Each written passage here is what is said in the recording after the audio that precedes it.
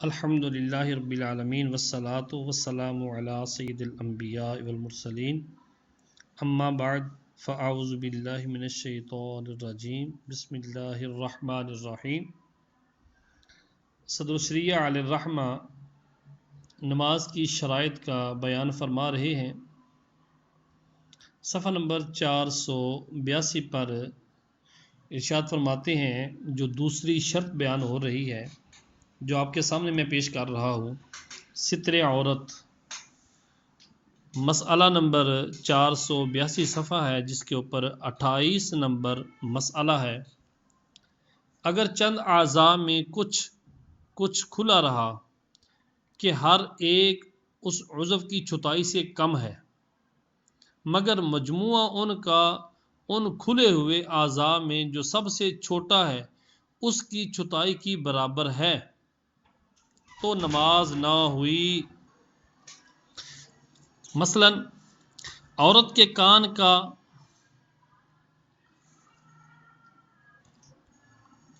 نواں حصہ، یعنی عورت کے کان کا نواں حصہ اور پنڈلی کا نواں حصہ کھلا رہا تو مجموعہ دونوں کانوں کی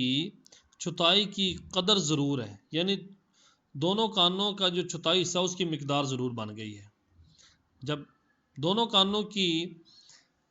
حصے کی چھتائی کی مقدار بن گئی جو کھلی ہے تو اس صورت میں نماز جاتی رہی۔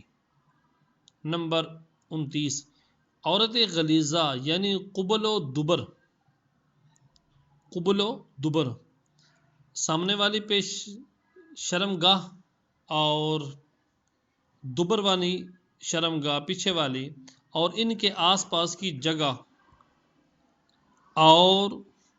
عورت خفیفہ کہ ان کے ما سوا، ان کے علاوہ اور اعضائے عورت ہیں،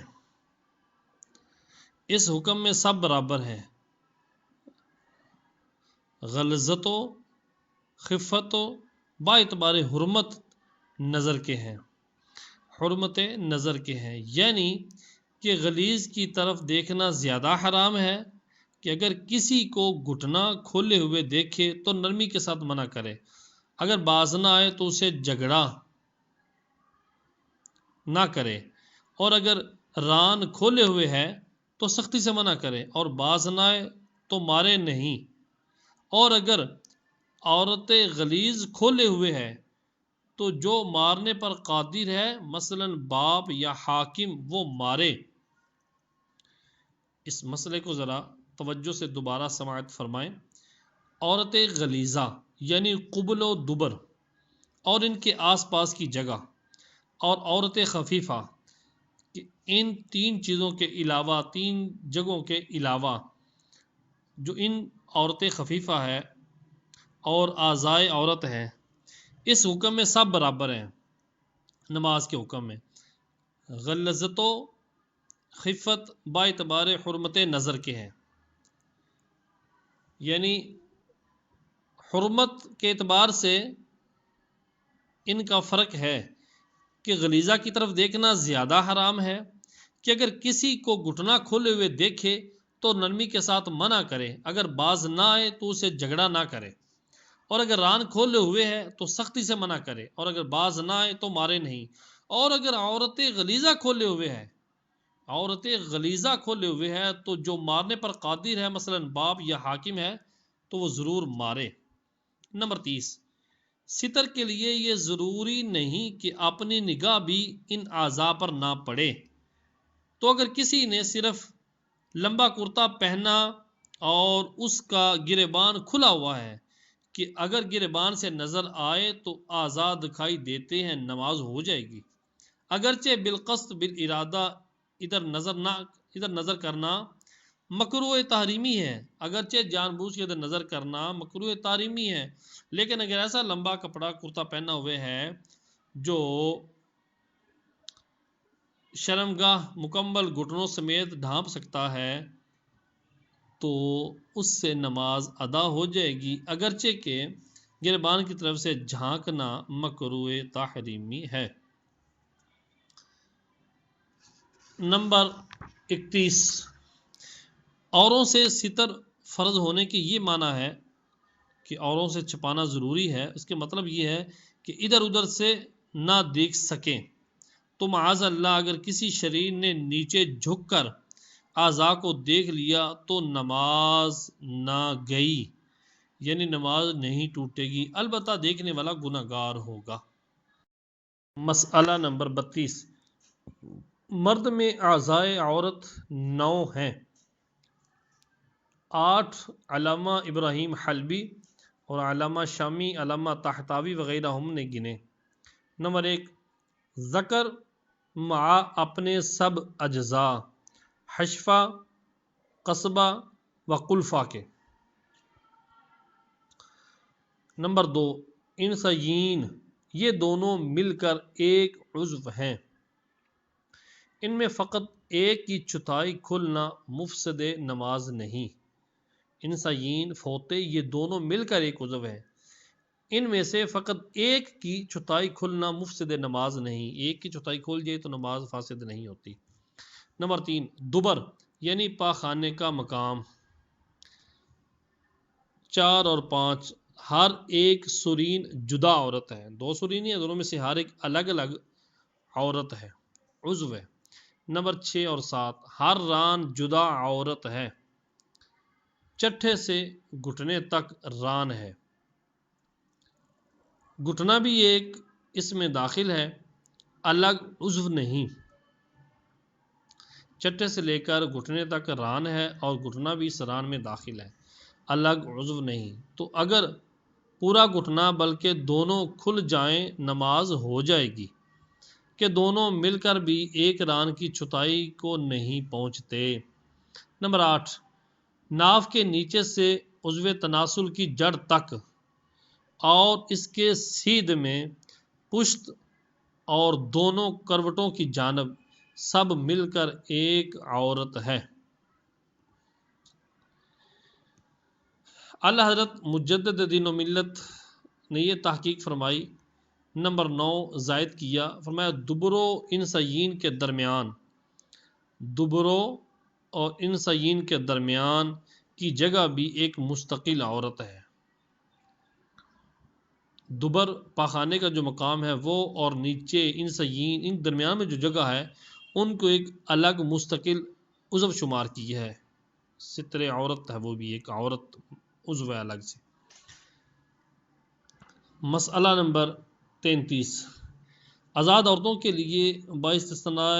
5 عضو کے جن کا بیان گزرا سارا بدن عورت ہے۔ آزاد عورتوں کے لیے 5 عضو کا استثناء کر کے باقی سارا بدن عورت ہے، اور وہ 30 اعضاء پر مشتمل ہے، کہ ان میں سے جس کی چوتھائی کھل جائے، 30 میں سے جس کی چوتھائی کھل جائے، نماز کا وہی حکم ہے جو اوپر بیان ہوا، نماز نہیں ہوگی۔ نمبر 1، سر یعنی پیشانی کے اوپر سے شروع گردن تک، سر پیشانی کے اوپر سے شروع گردن تک، اور ایک کان سے دوسرے کان تک، یعنی عادتاً جتنی جگہ پر بال جمتے ہیں، یہ ایک عضو ہے عورت یہ۔ نمبر 2، بال جو لٹکتے ہوں، الگ سے عضو ہے۔ 3 اور 4، دونوں کان، یہ الگ الگ 2 عضو ہیں۔ نمبر 5، گردن، اس میں گلا بھی داخل ہے، گلا بھی داخل ہے۔ نمبر 6 اور 7، دونوں شانے، دونوں کندھے۔ 8 اور 9، دونوں بازو و ان میں کونیاں بھی داخل ہیں۔ 10 اور 11، دونوں کلائیاں، یعنی کوہنی کے بعد سے گٹوں تک کے نیچے تک، دونوں کلائیاں یعنی کونی کے بعد سے گٹوں تک جو نیچے حصہ ہے۔ نمبر 12، سینہ یعنی گلے کے جوڑ سے دونوں پستان کی حد زریں تک۔ نمبر 13 اور 14، دونوں ہاتھوں کی پشت۔ نمبر 15 اور 16، دونوں پستانے جبکہ اچھی طرح اٹھ چکی ہوں۔ اگر بالکل نہ اٹھی ہوں یا خفیف ابری ہوں کہ سینہ سے جدا عضو کی حیت نہ پیدا ہوئی تو سینہ کی تابع ہیں، جدا عضو نہیں، اور پہلی صورت میں بھی ان کے درمیان کی جگہ سینہ ہی میں داخل ہے، جدا عضو نہیں۔ نمبر 17، پیٹ یعنی سینہ کی حد مذکور سے، سینہ کی جو حد کی انتہا ہوئی ہے، سینے کی حد مذکور سے ناف کے کنارے زیریں تک، ناف کے کنارے زیریں تک، یعنی ناف کا بھی پیٹ میں شمار ہے، ناف کے نچلے حصے کے ساتھ۔ 18، پیٹھ یعنی پیچھے کی جانب سینہ کے بالکل مقابل سے کمر تک، پیٹھ کی جانب پیچھے کی جانب سے جو سینہ کے بالکل مقابلے میں ہے جگہ، وہاں سے لے کر کمر تک ایک 18 نمبر عضو ہے۔ دونوں شانوں کے بیچ میں جو جگہ ہے،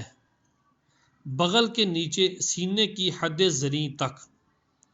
دونوں کروٹوں میں جو جگہ ہے اس کا اگلا حصہ سینے میں اور پچھلا شانوں یا پیٹھ میں شامل ہے، اور اس کے بعد سے دونوں کروٹوں میں کمر تک جو جگہ ہے اس کا اگلا حصہ پیٹ میں اور پچھلا حصہ پیٹھ میں داخل ہے۔ نمبر 20 اور 21، دونوں سرینے،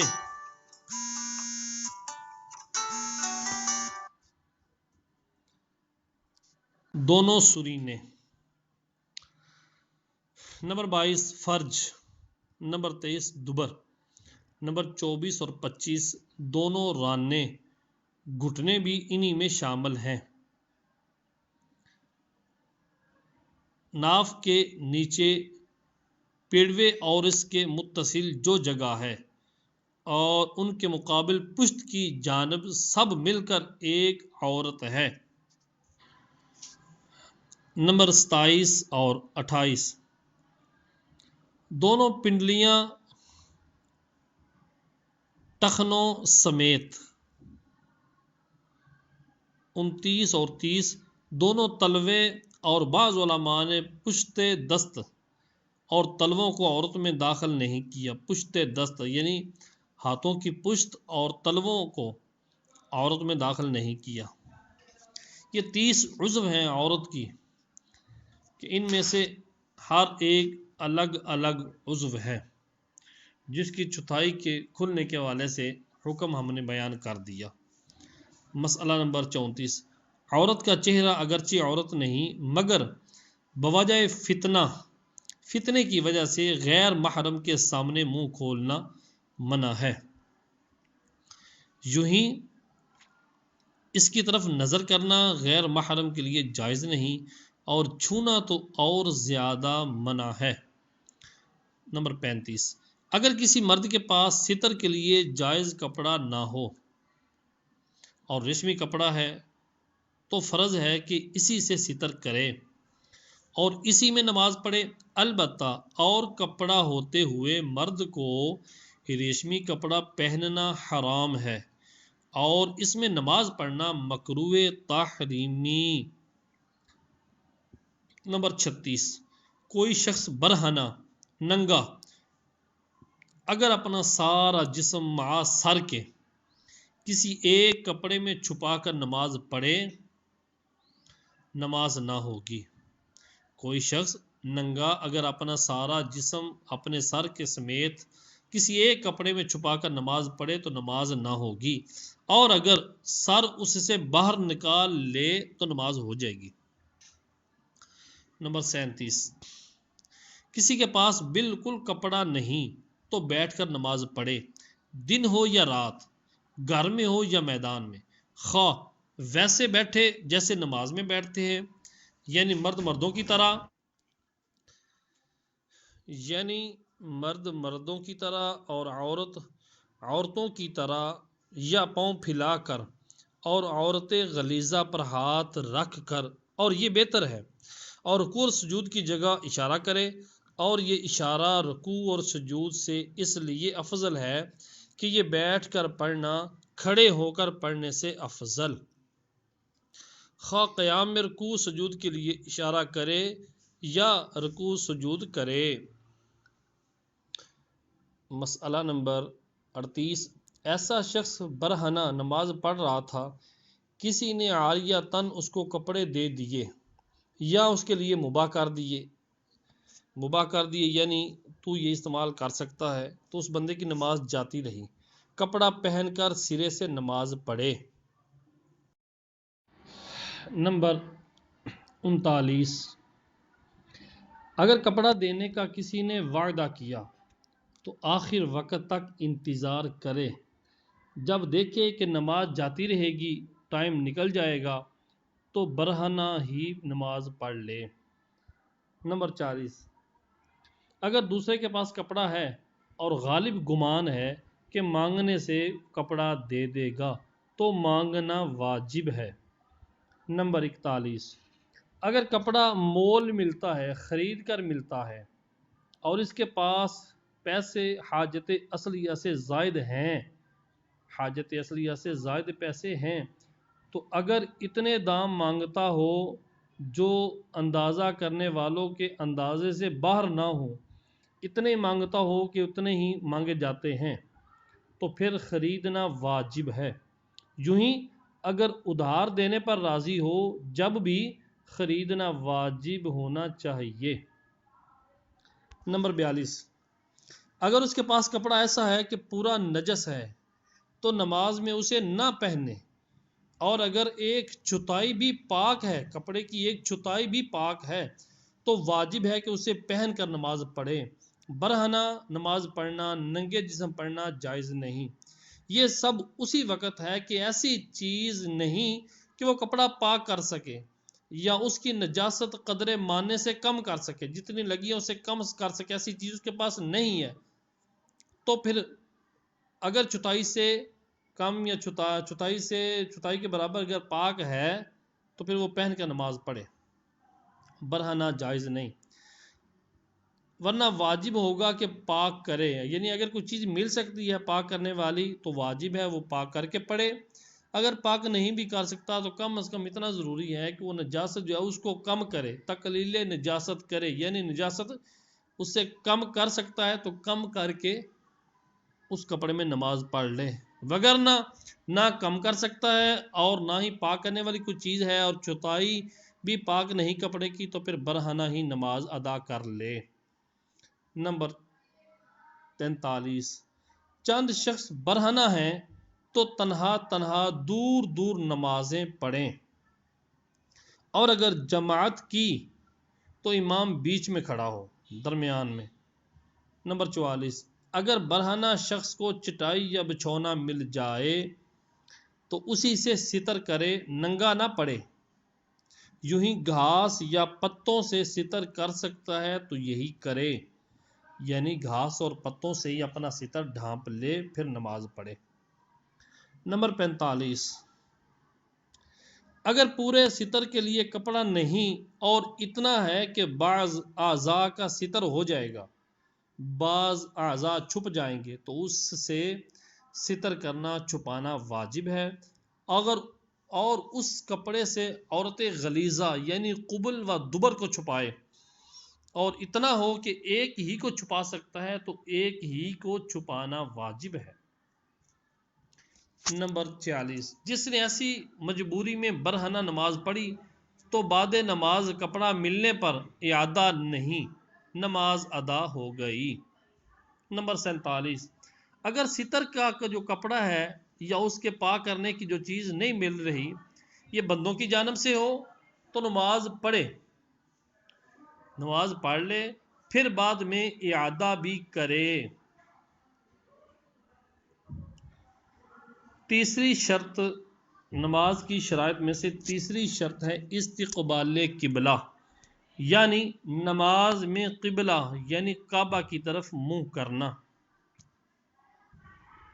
اللہ تبارک و تعالی فرماتا ہے سَيَقُولُ السُّفَهَاءُ مِنَ النَّاسِ مَا وَلَّاهُمْ عَنْ قِبْلَتِهِمُ الَّتِي كَانُوا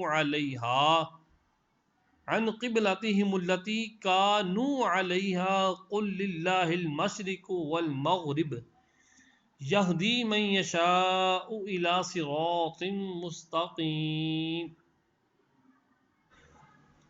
بے وقوف لوگ کہیں گے کہ جس قبلہ پر مسلمان لوگ تھے انہیں کس چیز نے اس سے پھیر دیا؟ تم فرما دو اللہ ہی کے لیے مشرق و مغرب ہے، جسے چاہتا ہے سیدھے رستے کی طرف ہدایت فرماتا ہے۔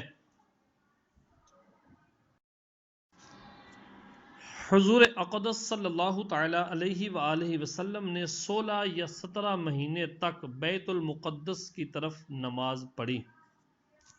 اور حضور صلی اللہ علیہ وآلہ وسلم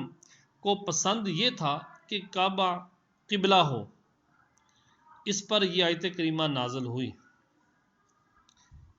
کما ہوا مروی فی صحیح البخاری وغیرہ من الصحاح، اور فرماتا ہے وما جعلنا القبلة التي كنت عليها إلا لنعلم من يتبع الرسول ممن ينقلب على عقبيه وإن كانت لكبيرة إلا على الذين هدى الله وما كان الله ليضيع إيمانكم ان اللہ بالناس لرؤوف الرحیم قد نرى تقلب وجهك في السماء فلنولينك قبلة ترضاها فول وجهك شطر المسجد الحرام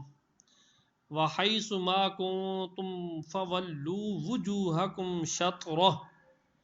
وَإِنَّ الَّذِينَ أُوتُوا الْكِتَابَ لَيَعْلَمُونَ أَنَّهُ الْحَقُّ مِنْ رَبِّهِمْ وَمَا اللَّهُ بِغَافِلٍ عَمَّا يَعْمَلُونَ۔ جس قبلہ پر تم پہلے تھے ہم نے پھر وہی اس لیے مقرر کیا کہ رسول کے اتباع کرنے والے ان سے متمیز ہو جائیں، اور ایڑیوں کے بل لوٹ جاتے ہیں، اور بے شک یہ شاق ہے مگر ان پر جن کو اللہ نے ہدایت کی، اور اللہ تمہارا ایمان ضائع نہ کرے گا۔ بے شک اللہ لوگوں پر بڑا مہربان رحم والا ہے۔ اے محبوب، آسمان کی طرف تمہارا بار بار منہ اٹھانا ہم دیکھتے ہیں، تو ضرور ہم تمہیں اسی قبلہ کی طرف پھیر دیں گے جسے تم پسند کرتے ہو، تو اپنا منہ نماز میں مسجد حرام کی طرف پھیرو، اور اے مسلمانوں تم جہاں کہیں ہو اسی کی طرف منہ کرو، اور بے شک جنہیں کتاب دی گئی وہ ضرور جانتے ہیں کہ وہی حق ہے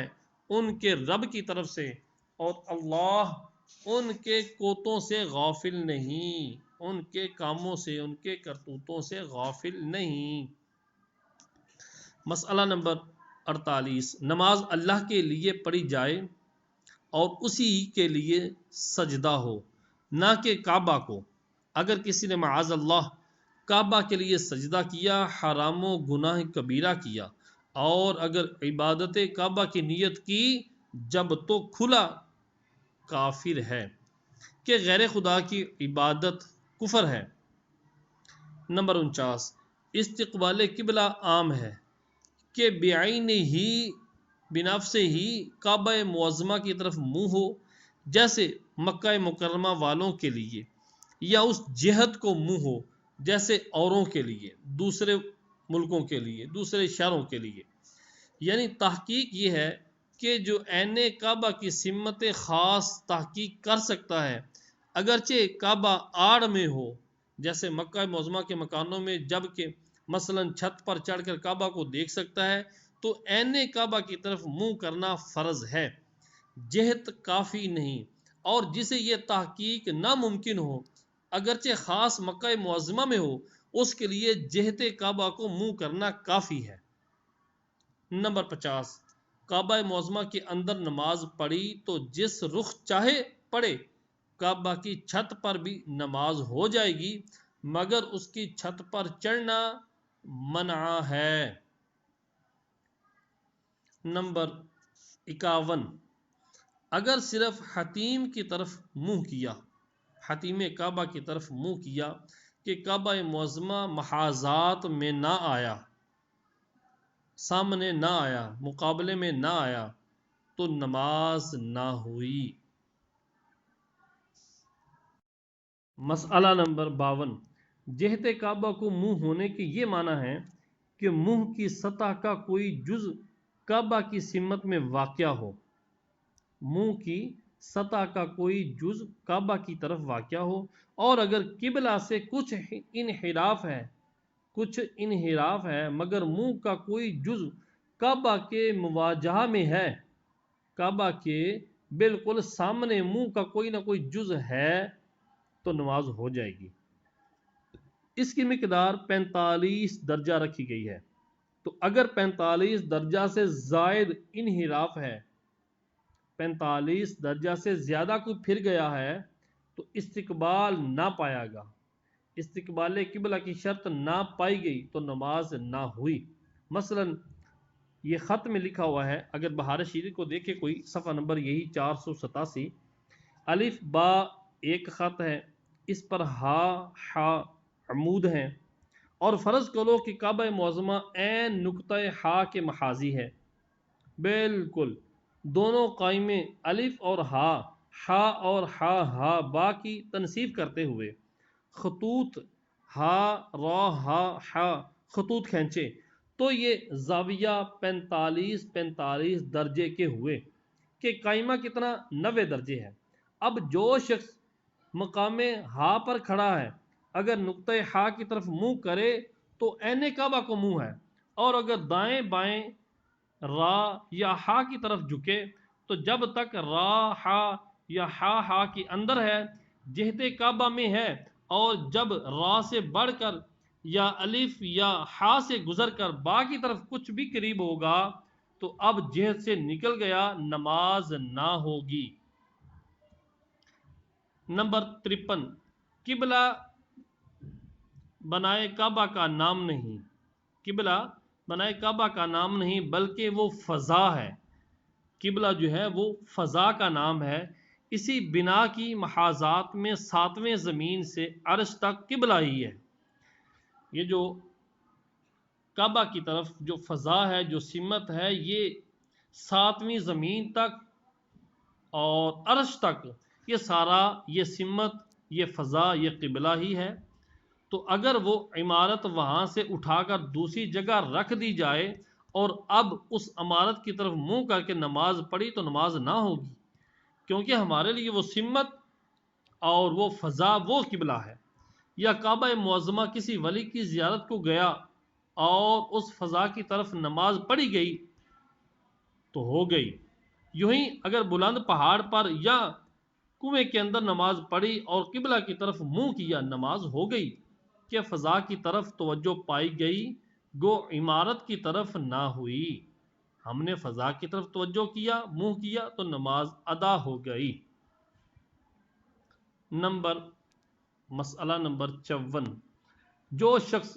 استقبال قبلہ سے عاجز ہو، استقبال قبلہ نہیں کر سکتا، مثلا مریض ہے کہ اس میں اتنی قوت نہیں کہ ادھر رخ بدلے، اور وہاں کوئی ایسا نہیں جو اس کو متوجہ کر دے، یا اس کے پاس اپنا